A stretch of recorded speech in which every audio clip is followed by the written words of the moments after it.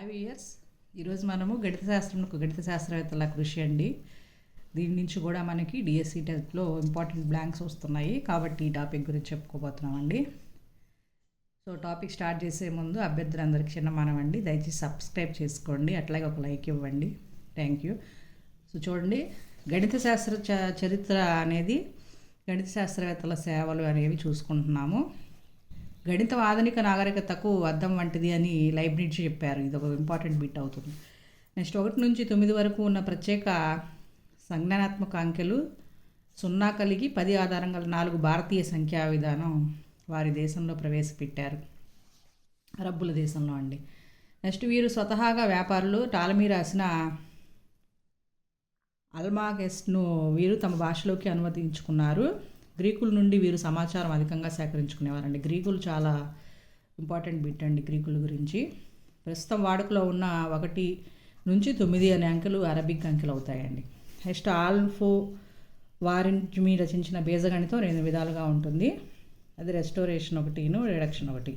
రుణ పదాలను రెండో వైపు తీసుకురావడం సమీకరణాల్లో, అది రిడక్షన్ అనేది సజాతి పదాల కూడిక అవుతుంది. ఇక్కడ ఆల్ఫా వార్మిచి సామాన్య వర్గ సమీకరణాలు సాధించే పద్ధతులను ఎలా వివరించారు. నెక్స్ట్ టచిట్ ఇబీర్ కొర్రా అనే గణిత శాస్త్రవేత్త అమికబుల్ నెంబర్స్ అనే గ్రంథం రాశారు. ఇవన్నీ ఇంపార్టెంట్ బ్లాంక్స్ ఏనండి, జాగ్రత్త గుర్తుపెట్టుకోవాలి. నెక్స్ట్ వీరు కోణాన్ని త్రిదాకరించారు. ఈజిప్షియన్ల గణిత జ్ఞానము. ఈజిప్షియన్ల రేఖాగణిత జ్ఞానానికి ప్రపంచంలో 7 అద్భుతాలు ఒకటైన పిరమిడ్లు, ఈజిప్షియన్లు పిరమిడ్లను గుర్తు రావాలి. వీరికి క్షేత్రగణిత జ్ఞానం ఉంది. ప్రతి సంవత్సరం నైలు నది వరదల వల్ల తుడుచుకుపోయిన భూభాగాల సరిహద్దులను తిరిగి నిర్ణయించి దాని ప్రకారం వారికి శిస్తు వసూలు చేయడానికి వారికి క్షేత్రగణిత అవసరం ఏర్పడిందని ప్రసిద్ధ గ్రీకు చారిత్రకుడు హెరోడోటస్ గారు చెప్పారు. వీరికి ఒకే అజ్ఞాత రాశి గల సామాన్య సమీకరణానికి చెందిన జ్ఞానం ఉందండి.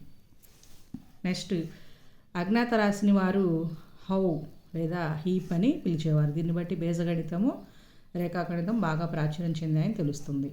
క్రీస్తు పూర్వ 7వ శతాబ్దంలో గ్రీకు, ఈజిప్టు దేశాల మధ్య వర్తక వ్యాపారాలు జరుగుతూ ఉండేవి. ఇవి వారిలో ఒకరినొకరు అర్థం చేసుకోవడానికి తోడ్పడింది. థేల్సు, పైథాగరస్సు, ప్లేటో, యూడోక్సస్సు మొదలైన వారు ఈజిప్టులోని పిరమిడ్లను సందర్శించారు. ఈజిప్షియన్ల భావనలని గ్రీకుల్ని ప్రేరేపించాయండి. ఇక్కడ పైథాగరస్ చాలా ఇంపార్టెంట్ అండి. థేల్సు, పైథాగరస్, ప్లేటో. గ్రీకుల గురించి చాలా చాలా ఇంపార్టెంట్. మొన్న డిఎస్సిలో రీసెంట్గా వచ్చింది.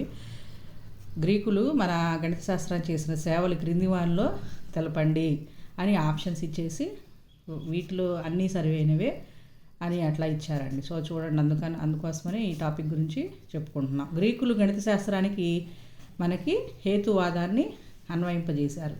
గ్రీకులు స్థాపించిన పాఠశాలలు: అయోనిక్ పాఠశాల, పైథాగరియన్ పాఠశాల, సోఫిస్ట్ పాఠశాల, ప్లేటో పాఠశాల, ప్రథమ అలెగ్జాండ్రియన్ పాఠశాల, 2వ అలెగ్జాండ్రియన్ పాఠశాల అండి. ప్రముఖ గ్రీకు గణిత శాస్త్రవేత్తలు వచ్చేసి ఒకసారి స్కిప్ చేసుకొని చూసుకోండి, చాలా ఇంపార్టెంట్ వీళ్ళు. నెక్స్ట్ పైన గొప్ప గణిత శాస్త్రజ్ఞులు గణిత శాస్త్ర అభివృద్ధికి ఎనలేని కృషి చేశారు అని చెప్పి తెలుస్తుంది. నెక్స్ట్ జ్యామితి అంటే గ్రీకుల వరప్రసాదం అనే భావన కలుగుతుంది. గ్రీకులకు వారి సంఖ్యా విధానం, గణన విధానాల మధ్య విచక్షణ చూపే అలవాటు ఉంది.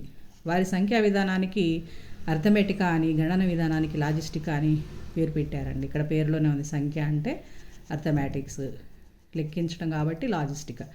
క్రీస్తు శకం 100వ సంవత్సరంలో నికోమాకస్ ఇంట్రొడక్టివ్ అర్థమెటికా అనే పుస్తకాన్ని రాశారు. వీరు నిగమన పద్ధతికి బదులుగా ఆగమన పద్ధతిని ఉపయోగించేవారు. తర్వాత భారతీయుల గణిత జ్ఞానం వచ్చేసి ప్రాచీన గ్రీకుల తర్వాత ప్రాచీన భారతదేశంలో ఆర్యులు గణితంలో ఎన్నో విషయాలు కనుక్కున్నారు. గ్రీకుల తర్వాత ఆర్యులు వచ్చారు. గణితంలో భారతీయులు చాలా ఉన్నత స్థాయికి చేరినప్పటికీ అదంతా ఖగోళ శాస్త్రంలో ఉపయోగానికే పరిమితమైంది. భారతీయులు సంఖ్యలను గురించి కృషి చేసే గ్రీకుల రూపంపై కృషి చేశారు. ప్రాచీన భారత గణిత శాస్త్రజ్ఞులు ఆర్యభట్ట ఒకరు, బ్రహ్మగుప్త, మహావీర, భాస్కర, వరాహమిహిర, శ్రీధర, పద్మనాభ మొదలైన వారు ముఖ్యులండి. భారత గణిత శాస్త్ర చరిత్రను 2 భాగాలుగా విభజించవచ్చు. క్రీస్తు శకం 200 సంవత్సరాలకు పూర్వభాగమైన సులభ సూత్ర పీరియడ్ కాలం అన్నమాట. 400 నుంచి క్రీస్తకం 1200 వరకు గల ఖగోళ శాస్త్ర కాలం. భారతదేశంలో పలు రకాల అంకెలు వివిధ ప్రాంతాల్లో రాసే అలవాటు ఉన్నప్పటికీ మూలభావాల్లో తేడా లేదు. మన సంఖ్యా విధానంలో చేసే అంకెల స్థాన విలువ 0కు గుర్తు 0. మన దశాంశ పద్ధతి మొదట అరబ్బులకు చెందినదని నమ్మినప్పటికీ చివరికి అది భారతీయులుగా గుర్తించారు. ప్రథమ దశలో 0కు బదులు ఒక చుక్క వాడేవారండి. భారతదేశంలో మొట్టమొదటిసారిగా క్రీస్తు శకం 876లో 0 వాడినట్లు తెలుస్తుంది. ఇక్కడ కూడా ఇంపార్టెంట్ బ్లాంక్ ఇది. ప్రపంచానికి అందజేసిన దశాంశ విధానము 0 అయినట్లయితే ఈ శాస్త్రాభివృద్ధి నేడు ఉన్నత స్థాయికే చేరేది కాదు.